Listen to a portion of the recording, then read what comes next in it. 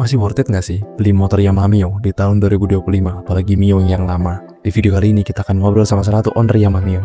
Dan yuk kita dengerin pendapatnya dari kenapa pilih motor ini, modifannya apa aja, dan juga kesimpulannya selama memakai motor Yamaha Mio. Tonton terus videonya. Kenapa ambil Mio? Karena dulu itu mama itu nggak tahu kenapa ya, tapi pengennya tuh motornya Mio. Soalnya dari dulu bapakku tuh karena suka 2 tak, nah makanya motor di rumah tuh semuanya 2 tak, dan akhirnya mama beli sendiri itu Yamaha Mio ini.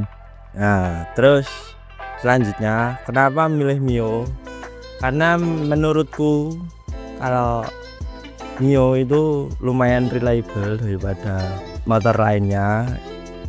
Nah ya, tapi nggak menjelekkan motor lainnya itu terus jelek ya, tapi menurutku sing murah terus cukup awet tuh Mio. Nah terus alasan yang selanjutnya lagi kenapa Mio itu bodinya kecil, jadi kalau pemakaian cewek itu nggak susah bawanya. Terus motornya juga nggak terlalu tinggi, jadi nggak takut jatuh kalau di jalan tuh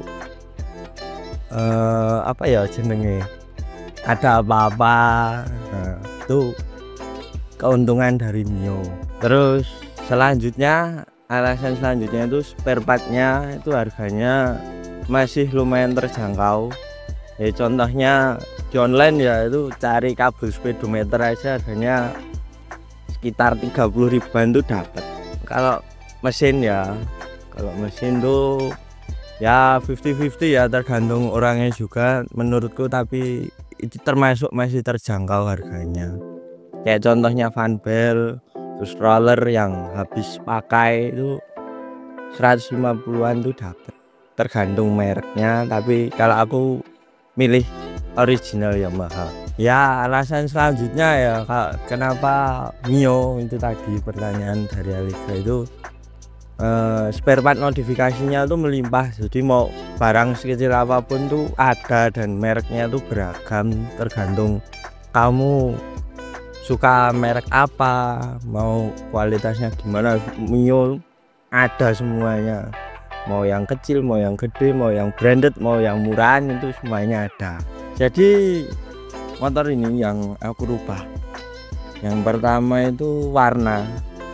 Soalnya warna dari 2010 ya sampai sekarang 2025 kan nggak mungkin masih utuh. Nah jadi aku udah beberapa kali ganti warna. Yang pertama itu ungu, nanti Alexa punya fotonya. Ini warnanya sekarang aku balikin ke hitam lagi karena di STNK itu warnanya emang hitam ya. Aku nggak mau nyalai aturan ya, makanya aku hitam. Tapi ini ngecat sendiri, jadi repaintnya itu pakai diton, pakai cat semprot, warnanya hitam glossy ya, aku ngerjain sendiri ya. Nah terus yang diganti lagi, yang pertama itu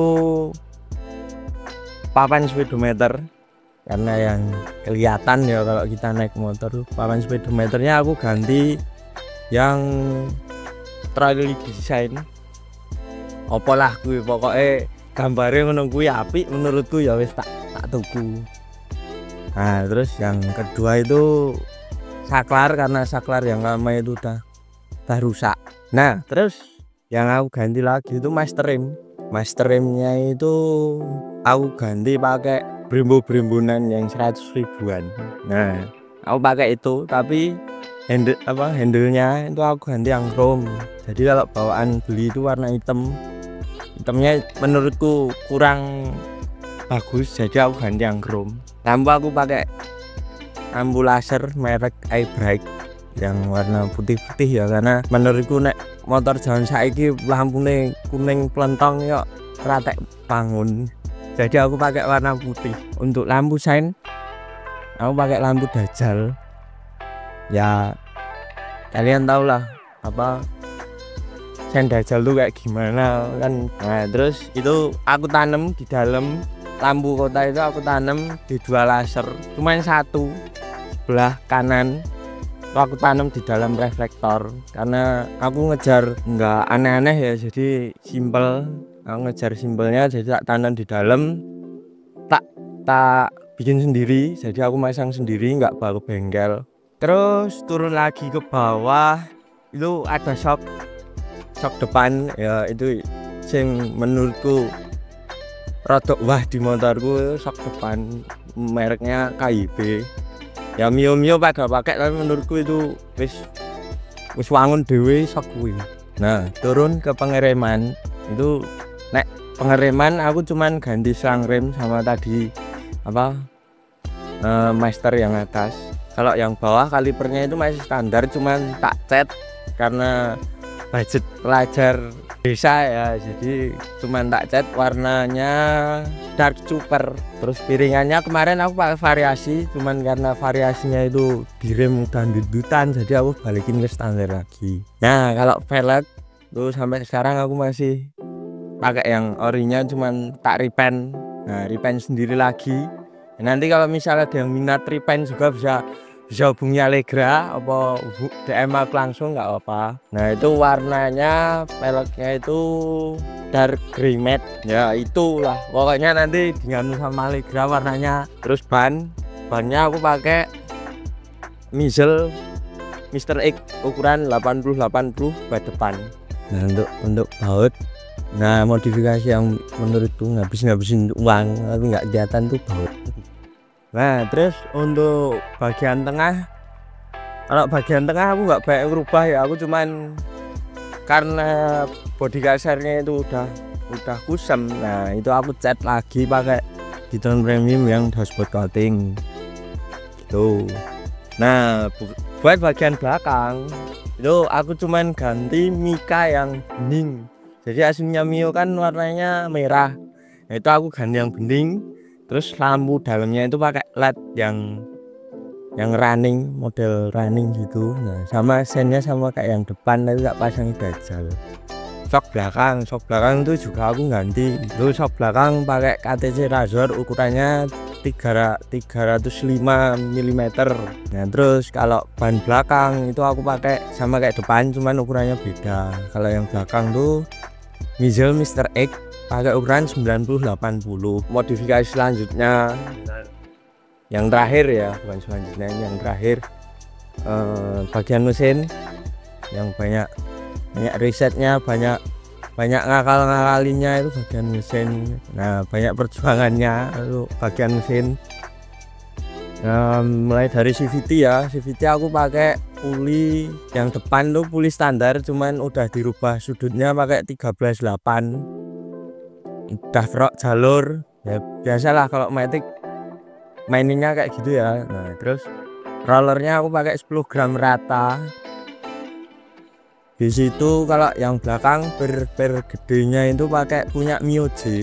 Nah terus per sentri yang kecil-kecil itu pakai punya standarnya Mio Sporty. Terus habis itu knalpot.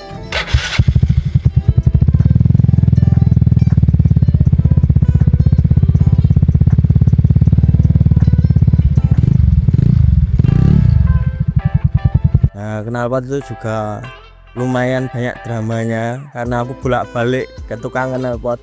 Ini knalpotnya pakai NSR ya, termasuk knalpot lokal yang bagus.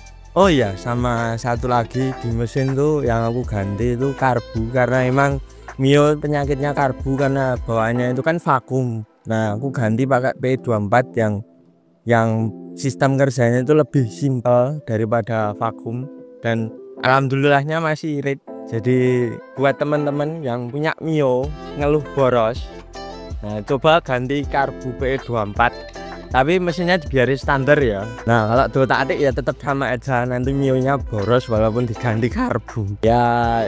Jadi modifan motorku gitu aja. Nanti misalnya kalau ada yang mau ditanyain, tanya langsung ke Allegra bisa ya, apa komen di bawah ya. Jadi worth it gak kalian misalnya minat mau beli Mio di tahun 2025 ini?